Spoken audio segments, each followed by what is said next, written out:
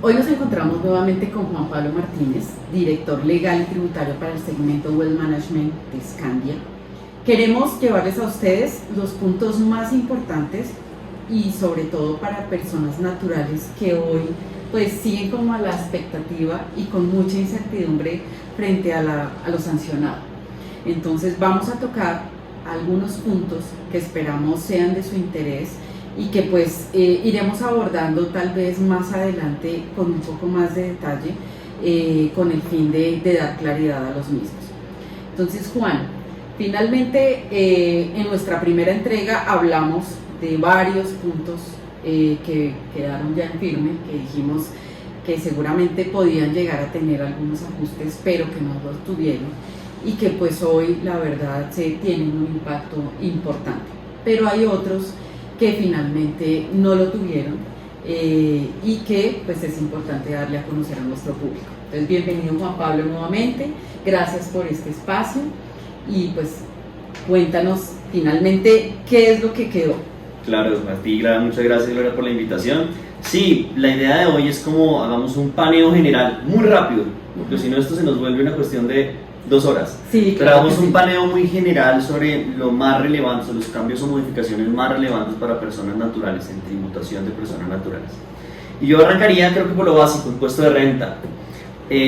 Siempre hablamos en el video anterior hablamos de esas limitaciones de rentas exentas y deducciones, pues quedaron limitadas, tenemos una menor posibilidad de tomar rentas exentas y deducciones. Básicamente recordar que se mantiene el límite del 40%, pero se reduce la limitación anual que puedo tomar. Hoy en día la norma establece que puedo tomar hasta 5.040 unidades de valor tributario. A partir del 1 de enero del año 2023 podré tomar 1.340 unidades de valor tributario. Que eso en pesos es más o menos bajar de qué a qué. Eso es más o menos pasar de 191.540.000 pesos aproximadamente a 56.832.000. Bueno, los temas relevantes para las personas que tienen 25% de renta exenta por pagos laborales, también hay una disminución en la posibilidad de tomar, continúa exento el 25%, pero se reduce la limitación a 700 unidades de valor tributario en el año. Es decir, respondiendo un poco a la pregunta que me hacías de plata, hoy en día podemos tomar más o menos 109.450.000 pesos, más o menos, al año. Al año, ¿de acuerdo? Y el próximo año anualmente podremos tomar 33 millones de pesos, más o menos esas, 33.500.000. Para alivianar un poco estas malas noticias, pues digamos que también vale la pena resaltar que se crearon 2 nuevas deducciones. 2 nuevas deducciones que lo más importante y lo más relevante es que no están cobijadas por las limitaciones del 40% y las 3.040 unidades de valor tributario. Eso es súper novedoso. Entonces tenemos una nueva deducción que se llama nueva deducción por dependientes. Su nombre se parece a una que hoy en día tenemos, que no ha sido derogada.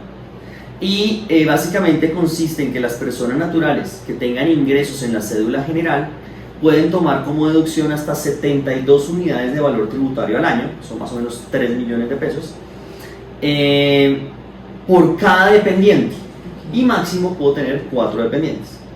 Entonces 72 unidades de valor tributario por dependiente, máximo 4 dependientes, y no está limitada. O sea que, por ejemplo, los que tienen muchos hijos que antes tenían esas limitaciones, hoy lo pueden aprovechar mejor. De acuerdo. Hoy la persona que tenga 2 o 3 hijos puede tomar 72 unidades de valor tributario por cada uno. Establece la reforma que las personas naturales que declaren ingresos en la cédula general pueden deducir hasta el 1% del valor de las adquisiciones de bienes y servicios realizadas durante el año, con una limitación anual de 240 unidades de valor tributario, o sea, más o menos 10.178.000 pesos en el año. Pero es que es el 1%. Sí, o sea, para llegar allá tengo que comprar un montón. De acuerdo, esa es la gran crítica que se le hace, pero bueno, ahí está, es una posibilidad. ¿Qué pide la norma? Que las adquisiciones estén soportadas en factura electrónica y que el pago se haya hecho por medios electrónicos. ¿Cuál es el objeto? Incentivar los pagos electrónicos, que todo quede rastreado.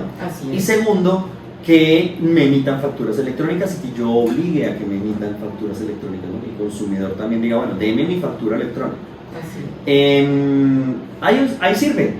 Claro, lo que pasa es que el 1%, como decíamos, es poco. O sea, hay que comprar mucho para llegar a ese tope, pero ahí está. Ahí está. Total. Listo. Eso digamos que son como las principales modificaciones en cuanto a renta de personas naturales. Yo hago una acotación ahí porque en el video anterior, o sea, mencionábamos, digamos que el miedo de las personas, como se habló mucho de impuestos para personas de más de 10 millones de pesos, ¿De acuerdo? esto finalmente quedó igual. Pues cuando uno le mete estas nuevas deducciones que te acabo de mencionar, pues la cosa cambia un poquito. Ok. En la medida en que pueda llevar a tope estas nuevas deducciones, que repito, no están cobijadas por la limitación del 40% de las 1.340 unidades de valor tributario, pues la tributación sí puede cambiar. Entonces pensemos en una persona que veíamos en la vez pasada, que la afectación empezaba más o menos hacia los 10 millones en adelante. Hoy en día podríamos ver que realmente la afectación real empieza alrededor de los 16 millones de pesos en adelante. Okay. Repito, siempre y cuando tenga dependientes, que pueda tomar 72 unidades y que pueda tomar a tope las adquisiciones de bienes y servicios, que ahí es donde puede llegar a estar difícil la cosa.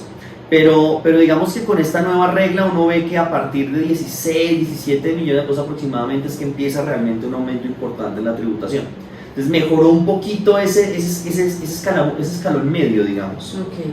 Lo mejoró un poquito. Acá podemos tener un ejemplo y lo podemos dejar acá como la vez pasada. Claro, digamos, es un poco el mismo cuadro que vimos en la vez pasada, pero un poco actualizado. Sí. Repito, perdón ser tan insistente, está basado en que pueda tomar todas las deducciones, ¿no? El que no pueda, pues evidentemente se verá, no estará dentro del mundo del cuadrito, pero claro, lo dejamos ahí para que lo puedan revisar. Listo, perfecto. ¿Qué otra cosa entonces nos trae para personas naturales? Otros aspectos interesantes para personas naturales que son, uno, pues el impuesto a los dividendos, uno de los temas también álgidos de la reforma. Bastante. Como creo que ya todo el mundo lo debe saber, subió la tributación. Recordemos que hoy en día el impuesto a los dividendos, la tarifa es del 10%. Hoy en día, a partir del 1 de enero de 2023, el impuesto a los dividendos ya no será del 10, sino irá a la tarifa de personas naturales, a la tabla del artículo 241. Que recordemos que es 0, 19, 28, 33, 35, 37 o 39. Para mitigar un poco el impacto se creó, digamos, un descuento tributario del 19%. Este descuento se calcula sobre la renta líquida gravable de la cédula de impuesto a los dividendos. Si lo quiere ver uno en tarifas netas, uno podría llegar a decir que la máxima tarifa entonces de impuesto a los dividendos será del 20%. Porque aunque la tabla va hasta el 39, le puedo descontar un 19, pues el máximo será el 20. Entonces en los dividendos de alto valor, pues la tributación se dobló, pasó de 10 a 20. ¿Sí? Claro, en la lista media no, porque repito, es un descuento. Primero va a la tarifa de personas naturales. Por ejemplo, si la persona está en el 33, pues a 33 le quita el 19, para ver un poco el efecto numérico. Obviamente no es que se calcula así, repito, se calcula sobre la renta líquida gravable en la cédula, pero más o menos para dimensionar un poco el efecto. Bueno, ahí como para hacer una acotación, aquí para aquellas personas que son emprendedores, tienen empresa y decretan dividendos, la idea es que aprovechen también una figura que hay a través de los fondos de pensiones que se llaman planes de ahorro corporativo. De acuerdo, ya que lo mencionas, los planes de ahorro corporativo no sufrieron ninguna modificación con la reforma tributaria. Siguen siendo un gran vehículo de optimización tributaria para las empresas que tienen un gasto deducible con unas limitaciones, y a esas personas que tú muy bien mencionas, que es el que le duele tanto el impuesto de la sociedad como el dividendo, ¿no? Porque de pronto al que es el CEO, que solo es empleado, no socio, pues no le impacta tanto. Pero ese independiente, como tú me lo dices, que es accionista también de su propia compañía, pues le duele los dos. Entonces a través de los planes de ahorro corporativo se puede disminuir un poco la tributación en cabeza de la sociedad y optimizar el impuesto a los dividendos. Sí, es que hay muchas personas que no conocen esta figura y que es importante de verdad dárselas a conocer para que sus contadores, asesores tributarios, puedan ayudarles a mitigar ese impacto fiscal a través de estos programas que son debidamente amparados, digámoslo así, por la ley, ¿sí? A través de las normas del Estatuto Tributario. De acuerdo, ahí hay cabida de planeación para el próximo año. Claro que sí, claro que sí. Otro tema relevante es la utilidad en venta de inmuebles de habitación. Sí, me han preguntado. Resulta que hoy en día existe una renta exenta de 7.500 unidades de valor tributario pero es que está limitado a que el bien que se enajene, el autoavalúo no puede superar 15.000 unidades de valor tributario. Entonces eso hace que no mucha gente lo pueda usar. Los inmuebles de alto valor pues superan un avalúo de 15.000 unidades de valor tributario, entonces no mucha gente la usa. ¿Cómo quedó en la reforma? Disminuimos un poquito de 7.500 a 5.000 unidades de valor tributario, digamos, de renta exenta. Quitan la obligación de que el avalúo sea superior a 15.000, o sea, cualquier persona que venda su casa o habitación a partir del 1 de enero de 2023 va a poder hacer uso de esta deducción o de esta renta exenta. Y lo único que tiene que tener en cuenta es que cuando venda tiene que ser su inmueble de habitación, donde realmente viva, no pueden ser otro tipo de inmuebles. Los ingresos que de la venta tienen que consignarse en una cuenta AFC y con esos recursos tienen que volver a comprar otro nuevo inmueble. O sea, las personas que realmente están pensando en cambiar su casa de habitación, pues aquí hay una oportunidad. Repito, solamente la casa de habitación. Sí, donde vivan, o sea, no es la finca, es que... Ni segundas, ni terceras, ni cuartas viviendas. Ok, perfecto. Otro tema que fue muy álgido de discusión, ganancias ocasionales. Sí, ¿te acuerdas? Bastante. Que incluso creo que en el video pasado hablábamos de ir a tabla también de personas naturales. Sí. Bueno, la gran noticia es que, aunque sí subió un poco, ¿sí? Subió del 10 al 15%. O sea, hay 5 puntos de tributación más alta en el impuesto de ganancias ocasionales a partir del 1 de enero del 2023. Pero no fue ese incremento tan alto que veíamos que podría llegar a haber sido si lo dejaban en la tabla, ¿no? Así es. ¿Cómo no hablar del impuesto al patrimonio? Entonces, quedó efectivamente la reforma tributaria, era previsible que así quedara, solo para las personas naturales, es permanente, ya lo tendremos fijo en la normatividad tributaria. En hechos generadores poseen un patrimonio superior a 72.000 unidades de valor tributario, más o menos 3.053 millones. Puedo detraer la casa de habitación hasta 12.000 unidades de valor tributario. Y la gran magia, digamos, digamos dentro de todo una buena noticia, es que la tarifa cambió. Hoy en día, el último impuesto al patrimonio era bastante costoso porque yo cogía mi base gravable y le ponía la tarifa del 1%. Sí. Eso daba dinero. Hoy en día las tarifas son progresivas, primero, y tenemos un gap grabado al cero. Las primeras 72.000 unidades de valor tributario están grabadas al cero. ¿Qué permite esto? Que hay digamos, un descuento de 72.000 unidades de valor tributario siempre que aplique las tarifas. Entonces los primeros 72.000 no pagan, ¿sí? La base, digamos, los patrimonios líquidos superiores a 72.000 unidades de valor tributario, la tarifa será del 0.5. Si son superiores a 122.000, la tarifa será del 1. Y desde 239.000 UETs en adelante, la tarifa será del 1.5. Esta tarifa del 1.5 solo estará vigente por 2023, 2024, 2025 y 2026. A partir de 2027, la tarifa del 1.5 desaparece y queda solamente la de los... estarían grabados a la del 1. A la del 1, ¿de acuerdo? ¿Qué es importante? Las valorizaciones especiales de activos. Recordemos que históricamente el impuesto al patrimonio, la base gravable, se ha determinado conforme a las normas del impuesto sobre la renta, las normas patrimoniales que trae el impuesto sobre la renta. Entonces, el patrimonio en la declaración de renta y en el impuesto al patrimonio o riqueza, como se llamaba anteriormente, siempre han coincidido. Hoy en día se van a presentar unas variaciones. ¿En qué activos? Por ejemplo, en las acciones nacionales que no estén listadas en la Bolsa de Valores de Colombia. Ordinariamente las declaraba por su costo fiscal, valor de adquisición, y a partir, digamos, de este nuevo impuesto al patrimonio, para efectos de ese impuesto las declaro el costo más una actualización del artículo 73 del Estatuto Tributario, que es básicamente la aplicación del IPC.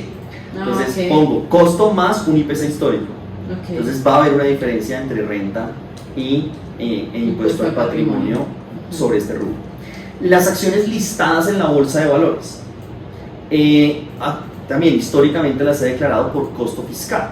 A partir del 1 de enero de 2023, fecha de causación del nuevo impuesto al patrimonio, pues las tengo que declarar por su valor comercial promedio. ¿Sí? Valor de transacción del año inmediatamente anterior. El promedio del año o del tiempo en que yo haya poseído esas acciones. Y por último, las fundaciones de interés privado, trust, todos estos tipos de negocios nacionales, ya sean en Colombia o en el exterior, se entiende que sus participaciones se asimilan a derechos fiduciarios. Entonces tengo que ir a aplicar esas normas. Ahí es donde hay unas pequeñas diferencias, pero bueno, digamos que ya quedó. Como te digo, es un poco menos regresivo el impuesto, es menos costoso. Es un impuesto, evidentemente a nadie le gusta pagar impuestos, pero pues evidentemente es un poco más barato. Si uno hace un ejemplo, por ejemplo, así para ver desde cuándo se empieza realmente a pagar efectivamente el impuesto al patrimonio. Y más o menos una persona que tenga un patrimonio líquido de 3.565 millones, a partir de ahí es que se empieza a pagar impuesto al patrimonio. ¿Por qué? Porque tengo un patrimonio líquido de 3.565, suponiendo que el resto de la casa habitación a tope, que son 508 millones, me va a dar una base grabable de 3.056 millones. Apenitas. Como eso en VT son 72.056 unidades de valor tributario. Como descuento las primeras 72, pues solamente va a pagar sobre 56. Eso me da un impuesto de 11.960 pesos. Sí, ahí se ve la diferencia. Claro. Antes eran, bueno, yo sé que la base grabable era 5.000, pero si hubiéramos aplicado las mismas reglas, hubiera sido el 1 sobre 3.000 o el 0.5 sobre 3.000. ¿No? Eso es un montón de plata. Bueno, acá digamos que hablamos mucho de patrimonio y de toda la parte accionaria, porque pues tenemos mucho público y mucho inversionista que les gusta transar y comprar acciones en bolsa, ¿no? Bueno, no hablamos de algo que fue una buena noticia, ¿sí? Que fue la parte de pensiones, ¿sí? Que finalmente iban a ser grabadas desde cierto monto en adelante. Acá ya seguimos, o sea, eso no cambió. Parte de tranquilidad. Los Los pensionados muy preocupados porque hoy en día tenemos una renta exenta importante. Básicamente la mayoría de pensiones en Colombia no pagan impuestos porque la exención es bastante alta. Estamos hablando de 1.000 unidades de valor tributario al mes. 1.000 unidades de valor tributario para este año son un poco más de 38 millones de pesos. Así es. Muy pocas pensiones sobrepasan 38 millones de pesos al mes. Así es. Parte de tranquilidad se quedó igual, seguimos exentas 1.000 unidades de valor tributario, que si las ponemos a VT de 41.412, que será la del próximo año, eso nos damos esos 42.412 sin pago. Entonces ahí hay, digamos, una parte de tranquilidad para los pensionados o para los que próximamente se vayan a pensionar.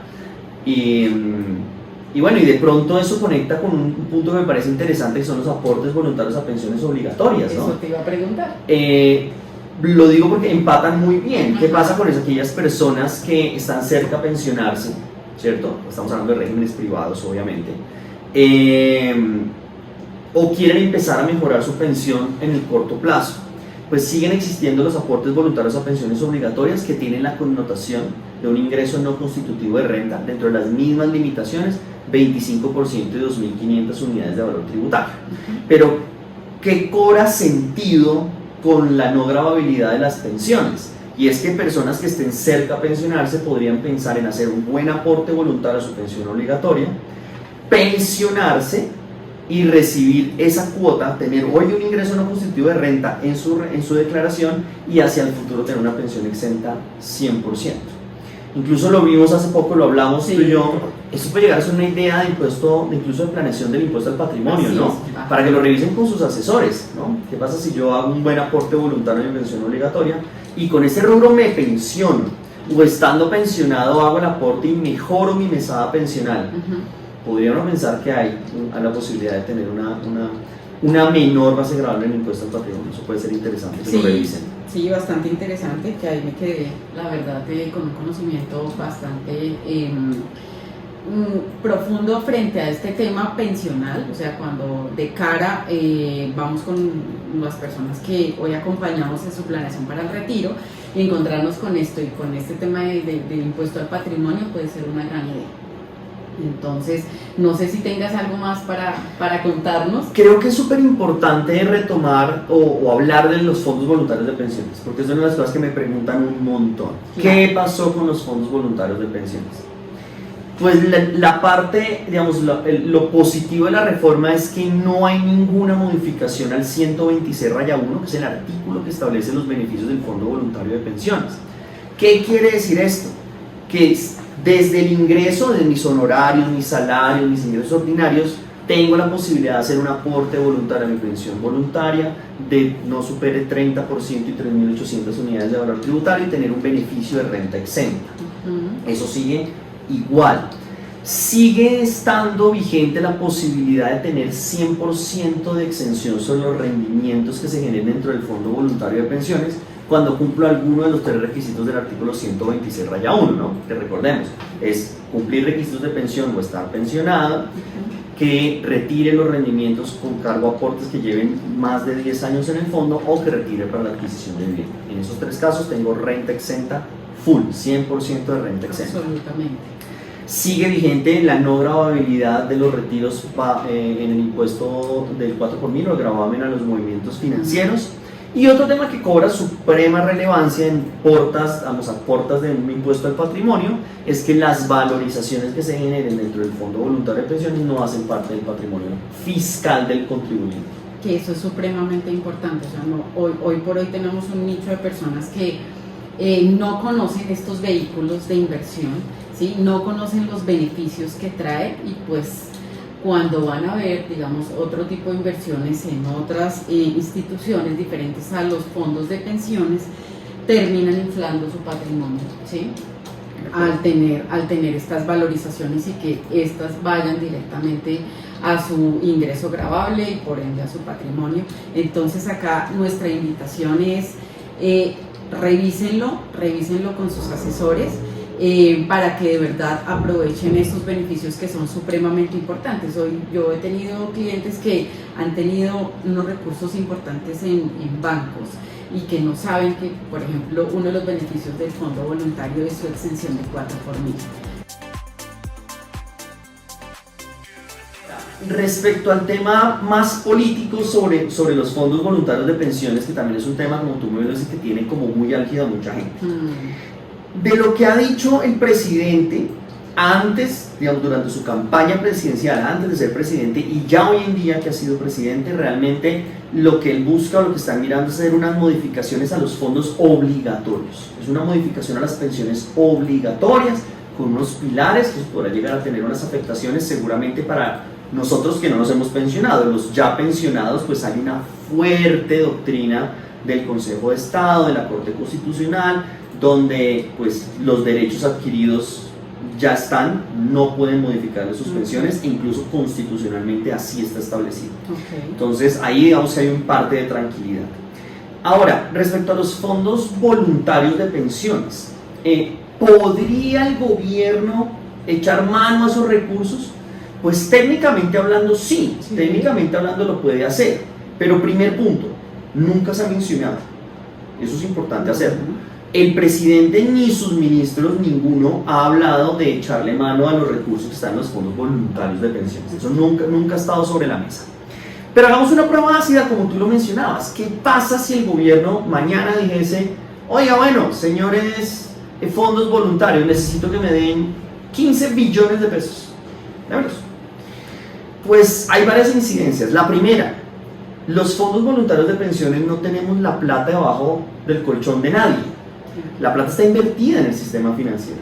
Entonces, si nosotros el gobierno nos pide 15 billones de pesos, pero primero tenemos que salir a vender las acciones en las que están invertidos esos recursos. Que eso es local, ¿no? O sea, eso no es internacional. No, normalmente es local. Hay algunos fondos con un pie afuera, digamos, algunos fondos alternativos, pero la mayoría está invertido en activos colombianos. Entonces ahí tenemos, por ejemplo, pues que salir todos los fondos a vender las acciones de Ecopetrol, pues pasarían a valer cero muy seguramente, porque todos los fondos vendiendo todas las acciones que tienen de Ecopetrol, no sé, de todas las acciones listadas, como para no entrar en detalles, pero pues se cae el esquema bursátil colombiano, se va para el piso. Entonces pues es inocuo, deme 15 billones, vaya y venda, pues los vendo por cero, no le puedo dar 15 billones. Los títulos, los TES. Pues nosotros los fondos voluntarios somos de los grandes financiadores del Estado colombiano. Cada vez que sale un título, cada vez que sale un TED, pues nosotros somos los que vamos y lo compramos y lo colocamos. Entonces, pues señor, ¿quiere que le dé plata? Pues págueme los TES y le devuelvo la plata. Entonces, Evidentemente es una ecuación numérica que no funcionaría muy bien para el gobierno, realmente no lograría el concepto de liquidez y pues acaba con los fondos voluntarios, acaba con el mercado bursátil, ¿sí? Y pues sería caótico. Y repito, bajo casi un efecto cero, porque pues no le puedo dar plata. O sea, Sí. técnicamente no se la puedo dar porque pues el mercado sería casi de cero. Ok, no, totalmente claro. La verdad es que yo soy muy gráfica y hoy le explico a las personas que tienen esa incertidumbre, así como tú lo acabas de explicar. Entonces, para nuestro público y para darles tranquilidad frente a esto, pues de verdad que Juan Pablo, muchas gracias. Muchas gracias por de verdad hacerlo como tan fácil de entender, que esa es la idea. Sabemos que muchos de nuestros seguidores no son financieros, entonces queremos de verdad llevarles un mensaje de tranquilidad, de claridad, y por favor siéntense y hagan cuentas con sus asesores tributarios, con sus contadores, y miren a ver cómo pueden aprovechar de una manera eficiente lo que hoy hay vigente y prepararnos todos para lo que viene ya. No, a ti muchas gracias por la invitación, espero haber sido lo más claro posible, espero que sea de utilidad y bueno, espero también verlos pronto. Claro que sí, Juan Pablo, acá siempre las puertas abiertas. Muchas gracias. Muchas gracias. A ti.